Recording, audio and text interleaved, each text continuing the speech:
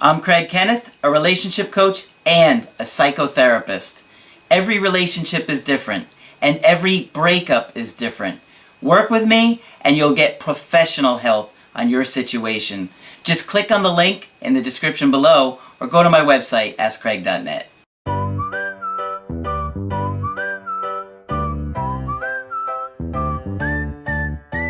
Now, children and infants get depressed, and it's not a happy subject, and we don't like to think about it. But children often get depressed. It doesn't show up the same way it does with adults. They don't mope and sleep a lot. They get irritable. They're crabby. They don't like anything. They cry all the time. They complain about things. Stomach aches, headaches. I can't go to school. I don't want to go to school. Earaches, yes. Did you get earaches? I sure did. Yeah. When I'd have to go to my dad's house in the summertime, Yep. I had such tremendous anxiety leaving my mom Right. and going over to my dad's house with my stepmom and my stepsister. Yes. And one of my older stepsisters was having a lot of emotional problems, so she was a bit of a bully. And my stepmom had emotional problems, and so I was very depressed. Yes. We went to a nice camp, me and my half-sister, and I hated it. I mean, I would cry every day. They would go swimming first thing in the morning, like 7:30, 8 o'clock in the morning. Oh, when it was freezing. Yeah, still cold out, and my ears would just be hurting so badly, and I just refused to get in the water, and I was so depressed. I was crying every I don't day. blame you. Yeah. So kids do get depressed. Kids do get depressed more than many people realize. And like I say, the kids say, I think my kid has ADHD, he's hopping around, he doesn't like anything, and he has stomach aches. No, he doesn't have ADHD. Have you considered depression? And you need to have the kid seen so that we can differentiate what he has. And sometimes people don't even believe that kids can be depressed. And I thought of one particular case I once had where I talked to a father and a kid because the child was visibly depressed. And he said I was going to evaluate him to see what I thought and to see if we could treat him and if he needed a treatment plan. And as the guy was leaving the child with me, he said, I certainly don't know what an 8-year-old has to be depressed about. Okay. So I talked to the kid. As it turned out, the father and mother had separated after years of severe conflict and the police being called. It sounded pretty close to domestic violence if it wasn't. His mother had moved to another state, and he had little contact with her. That's enough to depress a kid. Yeah, and there was Absolutely. more. He was accused of sexually molesting his younger sister, but when he was carefully asked, he couldn't describe anything that happened the entire year during which time he was accused of molesting his little sister. Never said he didn't do it. So did this kid have a right to be depressed? Absolutely. So what are your thoughts on that he couldn't remember it? I think he had blocked the whole year. The trauma was that severe. Whatever else was going on with the craziness in the family and his being accused of that. Now, some people watching might think, oh, he was just making that up so he didn't get in trouble. No. I know they would. But blocking and childhood trauma are very, very common. And he didn't rush to say, I didn't do it, or I would never do anything like that. He simply said, I don't remember. So no, I didn't take it as that. And if he had been molested, which would be likely if he was doing that to his little sister, otherwise, how would he know? He would have been considerably younger, like 5. How would he know about it, even doing that? So my sense was that if we had him in therapy long enough and gave him a chance to talk, some of the memories might come back, which would be really important because he'd be at risk to do it again if they didn't. But he had every reason on earth to be upset. I currently see a guy who lost one of his children in a very terrible accident, a drowning. And I keep asking him how his other kids are, and he keeps saying they're fine, and I keep saying they can't be. They lost their sister. They can't possibly be fine. You need to spend more time with them and more time talking to them. Yeah. Okay. So, like I say, we kind of dismiss it in children. If children want to get therapy being depressed, usually, if they mope in the corner and suck their thumb and watch their iPad all day, that's not going to get them therapy. They have to make some noise usually. Okay? So it's important to be equally concerned about a withdrawn child who has bodily complaints all the time as it is about an acting out ADHD kid. Okay? Yep. Infants can also be depressed, believe it or not. Now, a lot of people are going to be like, that's impossible. I know they are. How does an infant get depressed? But a few years ago, they expanded Medicaid services to infants, to children from 0 to 8, and there's a fancy name for the program. And I went to a presentation they made, and it was just wonderful. And they showed clips of depressed infants. If an infant is left in the crib too long, if somebody lives in a chaotic household and nobody gets around to them, and they're left in the crib, not fed, not changed, not stimulated, not interacting with anybody, they can get depressed, and they can get depressed pretty quickly. And if they get depressed enough, they will turn to the wall and ignore you anyway. But there are depressed infants, and this wonderful presentation showed some depressed infants and then some interventions. And one was named Harvey, I believe. It was a cute little boy named Harvey. And he started out so depressed he would only look at the wall. And after several months of play therapy, somebody would bring him a big red ball and play with him every day. And they even followed him at home doing play therapy with him and the mother. You could see a drastic, dramatic improvement. Okay? Infants can get depressed. And of course, it's not a good idea to start your life that way. No. No.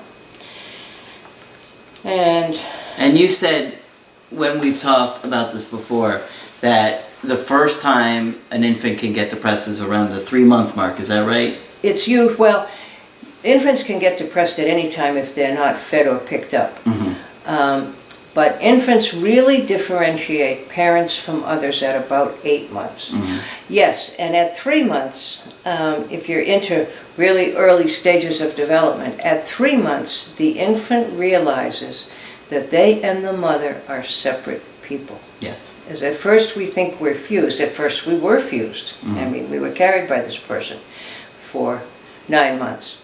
But for several months, 3 months after we're born, or so, all those things vary, we think we're one with her. And then when we find out we aren't, we have our first little mini depression of being separate from mom. And the separation process continues from there. But most depression has a separation from a loved one in it somewhere. Adolescents, do adolescents get depressed? Oh yes, and what do? They get really, really grumpy. Yes, they do. Really irritable. Yeah. I wanted to say one more story, I'm sorry, about babies before I move on to the adolescents. Okay. I remember a foster care worker saying to a foster mother one time, I want to place this infant with you. This is the most wonderful baby ever. He never cries. He never makes any noise. He just looks at the wall, so all you'll have to do is feed him. And I remember thinking, dear Lord, this person has no idea and can't even help the foster mother have any idea. Yeah. Well, I don't think the education is really there. No. But a placid baby is not necessarily a healthy baby. Yes, adolescents, depressed adolescents, one of my favorite things in the world. Beating me at sorry has helped a lot of them over the years. They'll always play a board game with you no matter how depressed they are. They may refuse at first, but they can't help themselves after a while. And if you throw them a beach ball, they absolutely can't help themselves. And they will eventually play a board game with you. Much like babies and infants and smaller children, teenagers get very, very irritable.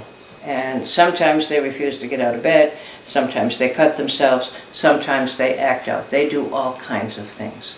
But they do get depressed, and no one stops to think that an acting out, obnoxious, eye-rolling adolescent is depressed, and oftentimes they are. Yeah. And I've had many people say to me, can you make her stop rolling her eyes? I say, no, that's not within my power. It's part of adolescent behavior. But eventually, if you give them the support, they will talk about being depressed. And you know, when you're trying to separate from the grown-ups in your life and say you can be on your own, it's not a good idea to also tell them you're depressed, because they might not let you. So it's difficult with them, but you can get there. And many people get furious at adolescent actor-outers. Of course they do. But it's not a weakness, it's not a moral issue, and if you say to the adolescent, it might not even be your fault, they say, really? Everybody else thought it was my fault. And I've been asking people nosy questions for many, many years, and I've learned a lot about nosy questions. Don't make them too general. If you say to a depressed adolescent, are you depressed? They'll say no. If 15 minutes, I would say, do you get sad sometimes? They'd say, oh yes, and tell me about it. Okay? So big words, labels, generalizations, they don't do. But do you get sad? I'd get a response. Okay? And they inevitably have good reasons as well. Sometimes I look at an issue that people are going through and I say, you know, that's going to come back later as a depression. Tragedies that happen in people's lives, difficult things, breakups. If you don't resolve them at the time, they can come back as a depression with any kind of trigger that you might not even register consciously. That can bring you back to that early trauma. Which is why we say you have to talk about it. Talk about it, talk about it, talk about it. And I'll have people come in and say there was no precipitant, there was no trigger, nothing happened, and this depression just came. But if you're patient and you look long enough, you do find out that something recent just reminded them of something else. Okay? I had a woman one time come to me, and every August she would get terribly depressed. For no reason, it felt like to her. And I can understand that. It did feel like no reason.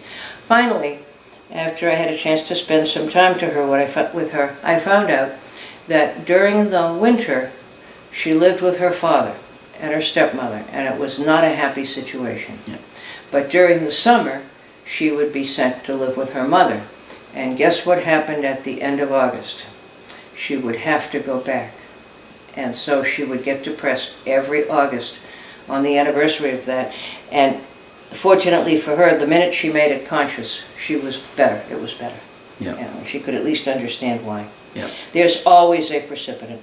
It can be a forgotten trauma, a blocked out trauma, an unmourned loss, an anniversary of something. You get the idea. Yeah. Yeah. But there is always a precipitant. It doesn't come out of the nowhere into the here. And the same is true in anxiety. And I'm sure it's annoying when I keep saying, but there is a reason. And it feels to you like there isn't one, you know. But responses to avoid. You have no reason to be depressed. Snap out of it. If you stopped moping around here and went out and did something, you'd feel better. Those are direct quotes I've had from people. Chances are you are going through depression right now, dealing with your breakup, and, you know, it's completely understandable. Absolute and normal. Yes. And how could you not be depressed over a major loss? And bringing up or having the other losses in your life come up. Absolutely. Like other breakups or other failed relationships that, you know, you'll revisit or think about, they'll pop up in your mind. It's of course going to make you feel depressed again. Absolutely. Absolutely. But what I wanted to say was, these days, we have better forms of therapy than we had 20 years ago, certainly, and much better medication. And if you approach people with medication, some people say, well, I'll consider it. Other people think of the old-time medications that used to make people shuffle around mental hospitals. Mm-hmm. None of those are used anymore, and there aren't very many mental hospitals around anymore. Mm-hmm. Because the many sum up by saying the treatment of depression is much improved over what it was 20 years ago. We had very little. We didn't have medication. Now we do. We have wonderful medications, and more people than you'd believe are on them. Mm-hmm. If you seek help for depression, you will probably be offered medication. The managed care companies like medication. And you will also be offered therapy. If you do either one, you will improve. If you do both, you will improve better and faster. And it bothers me when I hear that people are going around depressed now. You used to have no choice, but now you really do, and it's not expensive or painful. Getting out of the depression is painful, but the treatment is quite reasonable. Yeah. So please don't be depressed. You don't have to. No, you don't. And I know it's incredibly discouraging when you're going through a breakup and you're depressed. You miss your partner so bad, and you just want them back again. And it could be very, very difficult to, either let go or move on, or let go of the idea of getting back with them. You don't have to necessarily do that right away. Right, no, you don't. We're not asking you to do that, but you're gonna be in a much better place to try and heal, to try and reattract this person, and fix this relationship, repair this relationship, if you're not depressed. Right. If you're depressed, how are you going to reattract them? How are you going to try and connect with this person again when you're struggling so much emotionally that it's hard to connect with them and meet their needs, explore with a clear mind what went wrong to begin with. Right. It's going to affect everything that you do. So if you need help with depression, please don't hesitate. No. And a lot of people have the mindset of, I don't want to be on pills. Yeah. I don't want to be on medication. Yeah, and it's most depressions are temporary, and it doesn't make you happy. There are some people who say, I don't want to be on any of those happy pills. They don't make you happy, but they can take the edge off the worst of the symptoms. And chances are, if you do what you need to do, you will not need to take them long term. Yeah. It's much better to go get evaluated by a psychiatrist and explore it, at least consider it, than to rule it out and just stay depressed. And I have people who come to me sometimes for depression, and I'll work with them for a little while, and then say to them, I'm going to say it to you again, you really do need medication. And if you don't need it, I don't want you to take it. But if it's going to help you, yes. So, we live in times where a lot more choices and opportunities to get help, and it would be foolish to keep the old mindset of not doing it, or that medication is for crazy people. It won't make you crazy. Honest, it makes you sane to ask for medication. But people have those ideas. Yeah. I'm not crazy. I don't need medication. Nobody said you were crazy.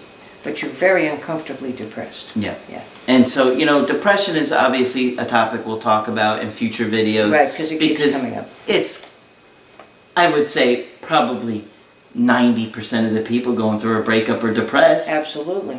Uh-huh. And the people, if you were the one dumped or broken up with, it's probably like closer to 100%. I mean, I can't imagine very many people getting broken up with and not being depressed. Or anxiety either, and we'll talk about anxiety soon. It's similar. And they are the two major complaints that people have in this country. Yeah. But obviously this is a tremendous topic, and that's why we went into such detail, just to get you guys to think about this stuff today and how it's affecting you and your life and maybe people in your life, how it's affecting them as well. Of course, yes. But certainly this is a massive component of a breakup. Right. And the symptoms that you're experiencing from it can completely rule your life. Yes, they can. Totally take it over. Mm-hmm. Yeah. So, we'll talk about it again. We will. But I think we did a nice little summary to get people to start thinking about it and explore how it's affecting their life. Right.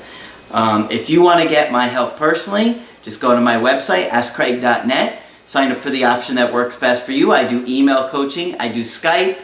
If you have to get with me right away, I do offer emergency Skype coaching. And look for Margaret on the website. She will be doing Skype coaching as well. But that's it for this video. I'm Coach Craig. Kenneth. I'm Coach Margaret. And we will talk with you soon.